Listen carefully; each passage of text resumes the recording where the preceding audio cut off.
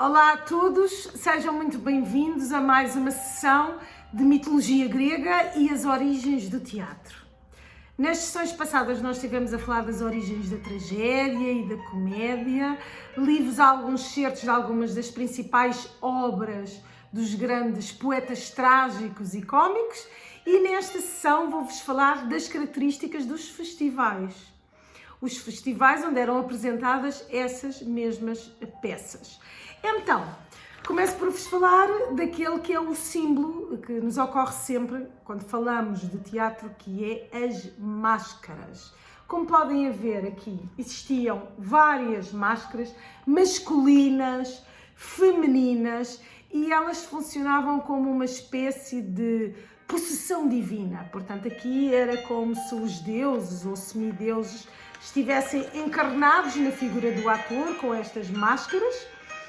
E também funcionavam como megafones, uma espécie de megafones no sentido em que a projeção vocal era muito maior com o uso destas máscaras que inclusivamente se adaptavam ao rosto dos atores. Portanto, apresentei-vos aqui estas figuras, algumas delas masculinas, femininas, umas mais trágicas, outras mais cómicas, consoante os personagens que eram apresentados nas peças que concorriam, digamos assim, aos festivais. Outra coisa que gostaria de vos falar era do guarda-roupa, o guarda-roupa dos atores. Portanto, eles vestiam túnicas, quer na comédia, quer na tragédia, mas na tragédia vestiam túnicas compridas, túnicas até aos pés. Na comédia, até ao joelho, e calças acolchoadas. E depois acrescentavam um pormenor que eram os coturnos. E aqui temos, como podem ver, coturnos. Estes coturnos tinham 25 centímetros de altura, portanto, eles equilibravam-se nestes 25 centímetros de altura. E porquê é que eles os usavam? Porque, claro, ampliava a figura. E então esta visão do ator, que também à semelhança de maioria dos palcos que nós temos, que há uma elevação perante a plateia, não é? Eles ainda ficavam com uma presença física mais carismática, mais endeusada, por assim dizer, não é? E estes coturnos depois tinham fitas que eram atadas à volta das pernas. Claro está. Portanto, temos aqui já as máscaras, o guarda-roupa e também vou-vos falar então do papel do coro. Uma das características, existia o coro com um máximo de 15 elementos que progressivamente foi deixando de ter a sua função. Portanto, foi-se perdendo aqui a presença do coro. Os papéis femininos eram representados por atores homens. Portanto, quando vos falei aqui destas máscaras femininas, masculinas, só os homens eram atores, não existiam atrizes. E então os homens interpretavam os papéis masculinos e femininos. Outro aspecto curioso destas festividades, festividades e também concursos, festivais de teatro, era o preço. Portanto, existia um preço a pagar pelo público. Esse preço correspondia ao dia ao salário de um dia de um cidadão pobre. No entanto, os cidadãos pobres, eles não pagavam. Existia uma verba do Estado destinada para precisamente os cidadãos pobres e para que pudessem assistir às festividades e não pagar. Os restantes pagavam correspondente a 2 óblos, que será 1/6 do dracma. E era assim. Então, os primeiros teatro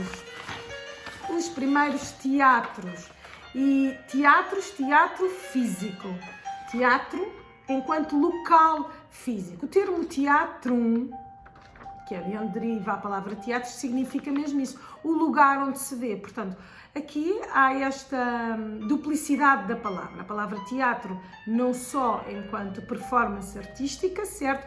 Mas também relativamente ao espaço físico, ao local onde se vê a ação que vai ser apresentada. Sim, e então Os primeiros teatros, como podem ver, eram construídos perto dos templos, portanto, tinham sempre esta corporação de culto, mas a peça estava cada vez mais confinada a atores e não só às procissões, por dizer assim, não é?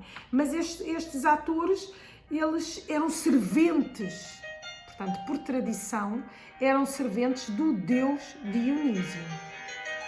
Eram em semicírculo e aproveitava-se, portanto, a encosta de uma colina. Aproveitava-se a encosta de uma colina para a formação de um auditório natural. E natural com propagação de som natural também. Portanto, a encosta de uma colina permitia a existência da propagação de um som de uma forma natural, apesar de depois dos arquitetos terem encontrado também outras formas de propagação no som, do som, mas aproveitavam logo as vantagens naturais do terreno, por assim dizer. E nós, como podem ver, temos aqui a plateia, não é? A plateia onde se sentava o público, tínhamos a orquestra, portanto a orquestra era o sítio onde estava o altar do Deus, e também o coro. E depois a cena.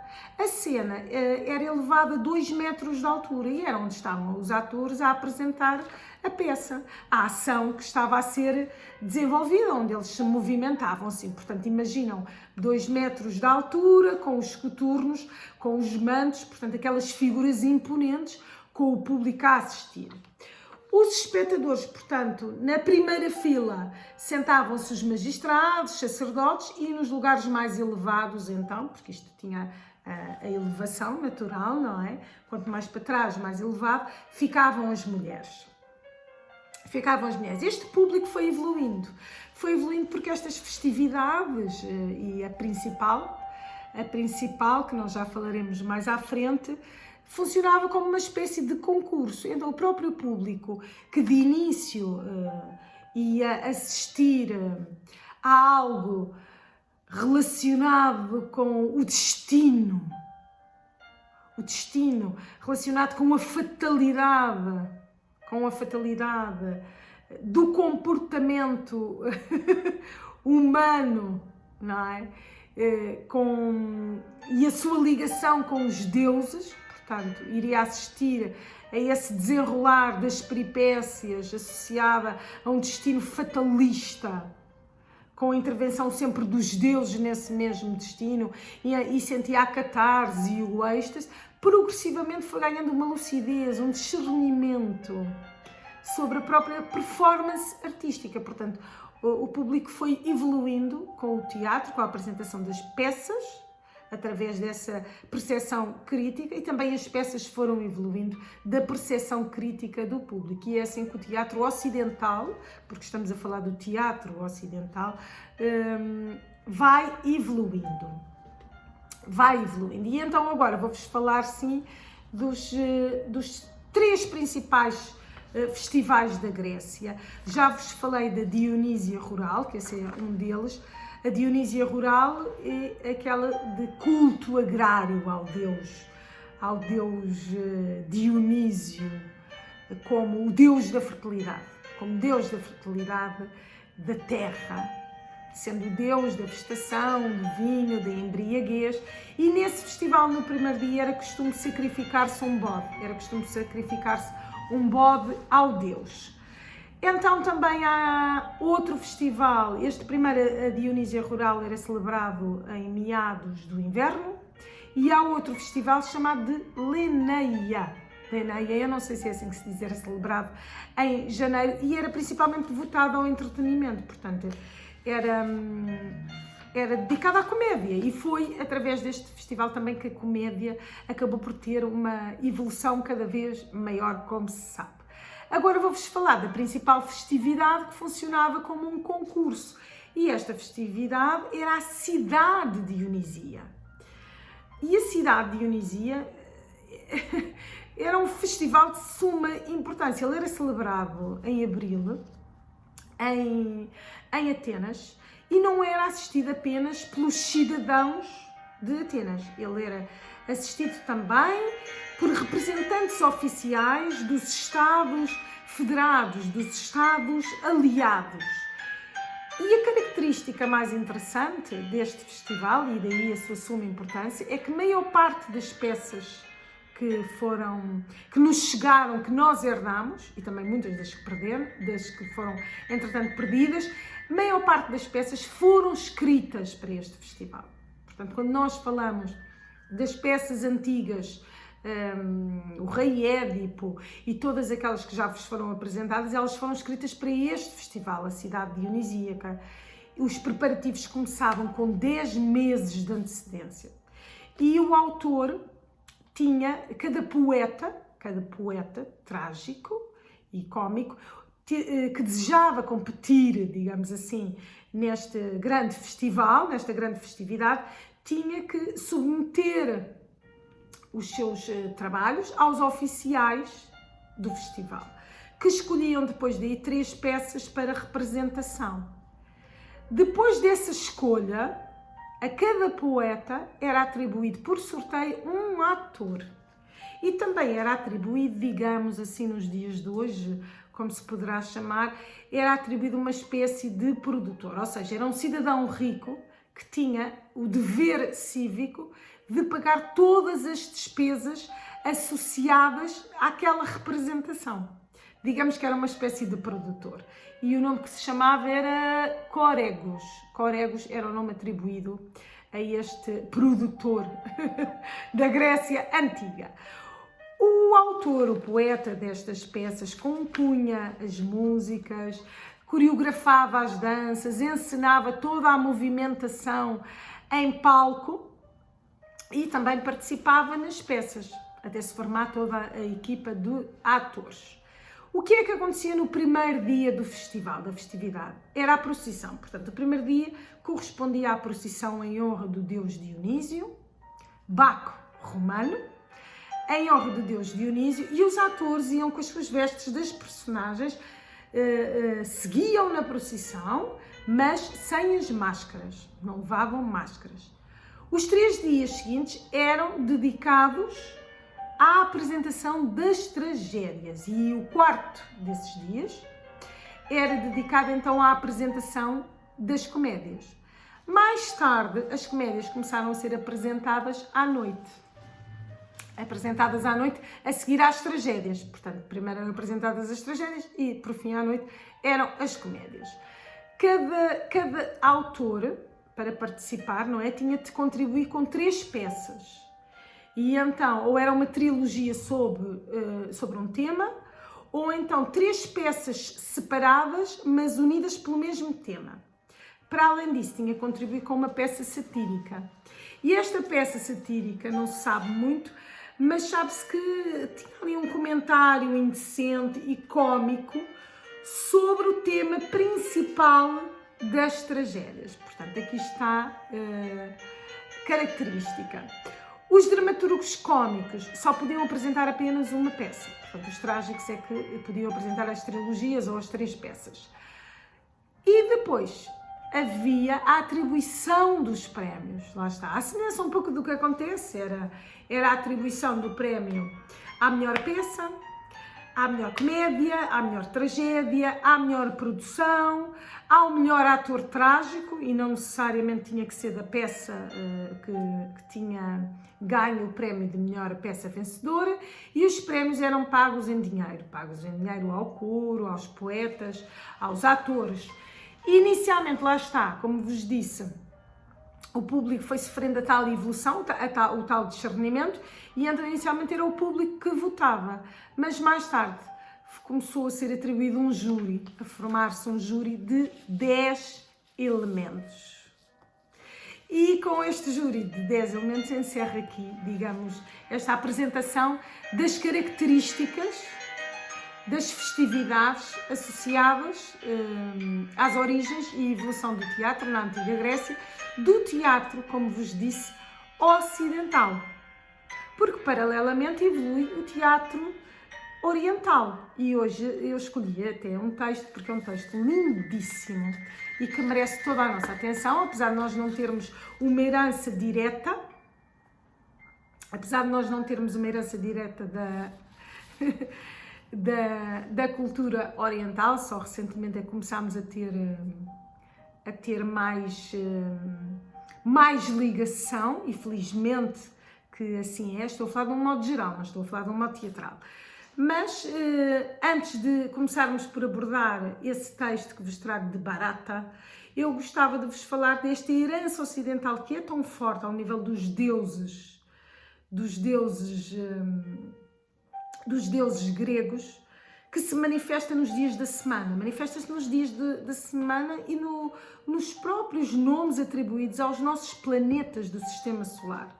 Claro que há uma romanização aqui destes nomes dos deuses, sim, porque a cultura ocidental, digamos aqui os romanos, foram beber aos gregos, está intimamente ligado, os deuses, não é? Com nomenclaturas diferentes, e depois a atribuição dos dias da semana é em honra desses deuses, desses principais deuses. E digamos, por assim dizer, vamos pegar na língua francesa, a segunda-feira, em português, portanto, línguas latinas, não é? Em português nós dizemos segunda, terça, quarta, quinta, mas de facto, francês e italiano, nós temos mesmo a presença do Deus romano que deriva do Deus grego. Então, cada dia da semana representa aqui quase uma espécie de devoção a esse mesmo Deus. E nós temos Lunedi, segunda-feira. Segunda-feira, Lunedi é lua, é deusa da lua. E quem era a deusa da lua romana? A deusa da lua romana era Diana, a deusa da lua grega era Artemis. Portanto, segunda-feira é o dia dedicado à deusa da lua, da caça, da lua e do céu estrelado, da caça, mas também dos animais que ela protegia. Portanto, ali a caça não era uma caça desmesurada, ela protegia os animais. E temos aqui a deusa da lua na segunda-feira. Na terça-feira, Mardi de Marte, o deus Marte, o deus romano Marte, nomenclatura grega, Ares. Portanto, terça-feira é dedicada ao deus da guerra, ao deus da violência, mas também ao deus da ação, ao deus proativo que se movimenta, que faz acontecer. Um pouco explosivo, sim, o deus Marte, o deus Ares. Quarta-feira, Mercredi, é dedicado ao deus Mercúrio, Mercúrio romano. E qual é a nomenclatura grega? Hermes. E Hermes nós falamos quando falamos do Egito, não é? Falamos de Hermes Tote, claro, deus da escrita. Portanto, aqui a quarta-feira é dedicada à escrita, à comunicação rápida, às mensagens, também, porque eram os deuses ligados às mensagens. E quinta-feira, Gedi, Júpiter. O Júpiter romano é Zeus grego, é o pai do Olimpo. É Zeus grego, o deus do trovão, mas também um deus benevolente, um deus que dá tudo. Júpiter representa isso e ele é mesmo gigante no nosso próprio sistema solar, não é? Júpiter é o planeta gigante. Vendredi, sexta-feira, Vendredi, Vênus, deusa Vênus romana, Afrodite, grega, nascida da espuma, a nascida da espuma, não é? E é a deusa do amor, da alegria, é sexta-feira, aproxima-se o fim de semana, é a deusa do amor e da alegria, está ali personificada na sexta-feira. E sábado, Samedi, Saturno, o deus Saturno, grego, Cronos que foi destronado, por Zeus, que representa o tempo que devora toda a existência, tudo. Ninguém sobrevive à passagem do tempo. E é por isso que Cronos é representado a comer os seus próprios filhos, não é? E depois chegamos a domingo, o Dimanche, o Deus Sol, Apolo grego, irmão de Artemis, a deusa da lua, e o Deus Apolo é Febo, o Deus Febo romano. O Deus, Deus Apolo representa como o Sol, não é? Significa o Sol, a luz personifica tudo o que é luz. E, portanto, os antigos marcaram o tempo, os dias da semana, e nós fazemos tudo em função dos dias da semana, marcaram-nos em honra dos deuses. E vemos esta nomenclatura, porque a nossa língua deriva ali, não é? Línguas latinas, deriva da descendência romana, mas toda a linhagem romana e todos os deuses vão beber aqui aos gregos e depois também os gregos com muita influência egípcia. Então, se calhar, nós vamos passar a observar os dias da semana. Hoje é o dia de Vênus, hoje é o dia de Júpiter, de uma forma diferente, e domingo, o dia dedicado ao Deus Sol. A Keraton deveria gostar mesmo deste dia de domingo.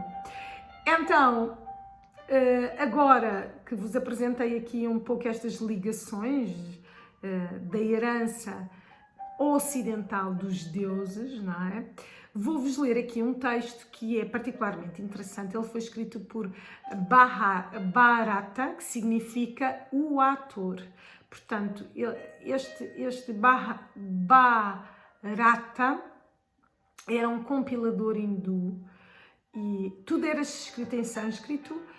E é toda a linhagem do teatro, das performances artísticas, ele conseguiu compilar no tratado, chamado Tratado da Dança.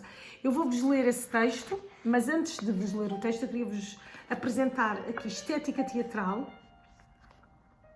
Portanto, Estética Teatral, este livro, esta edição de José Oliveira Barata, é muito antiga, esta é de 80, portanto, eu não sei se será muito fácil de encontrar, mas ele fala-nos que ele é um compilador hindu, a quem se costuma atribuir o legendário Natya Sastra, Tratado da Dança. Bharata significa o ator, portanto ele teria recolhido neste tratado, por volta do ano 30 depois de Cristo, as origens e desenvolvimento do teatro hindu, relacionando-o estreitamente com a sua dupla característica, religiosa e profana. O testemunho Bharata é para alguns o eco mais recente do que poderia ter sido a origem do teatro oriental, portanto séculos 6 e 7 a.C. Fundado por Brahma. Brahma é um deus. Procurando, através do jogo que diverte os olhos e os ouvidos, chegar a todos os outros deuses do panteão brahmano.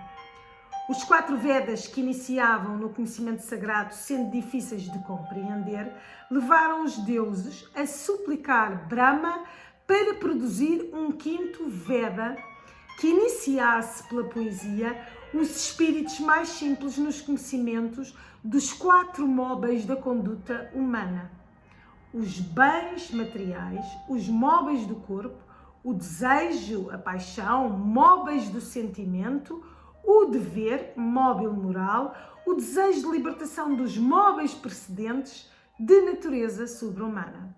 O teatro educa e cria um estado emocional. Longe de ser objeto de crítica e hostilidade religiosa, goza, pelo contrário, de bênção divina. Testemunho fundamental do teatro sânscrito, este tratado muito nos revela sobre a estreita ligação teatro-religião que marca a fase inicial da história do teatro. Portanto, estou-vos aqui a apresentar um pouco a ligação oriental. Note-se, todavia, que o teatro sânscrito se dirigia a uma elite letrada e nobre, ficando excluídos todos os que, pelos seus conhecimentos comuns, não podiam penetrar no código culto sânscrito. A esses mais não ficava do que o pâncrito, ou seja, a língua vulgar. Então eu vou-vos ler esta passagem que destaquei, é muito bonita, por isso é que a destaquei.